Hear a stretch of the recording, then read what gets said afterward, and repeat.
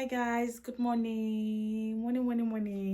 Welcome to my YouTube channel. My name is Terry. If you're new here, please don't forget to like, comment, and subscribe if you have not subscribed yet. To my returning subscribers, welcome back home, boy, darling. Today it's the 10th of January. Re feleletsa mmereko ole that we had ka December. Do you remember we had mmereko wa my niece? So now today ki homecoming ceremony high. So I haven't got like her a present yet. So I think today since I think we should like quickly go and get her a gift because before Riakwa. So I was thinking of getting her a Galaxy Boy t-shirt, but then my man was like, no, don't buy a Galaxy Boy t-shirt because what if someone else has bought it? So imagine like little lady Galaxy Boy t-shirts and duplicate and then so she has like two of the same thing.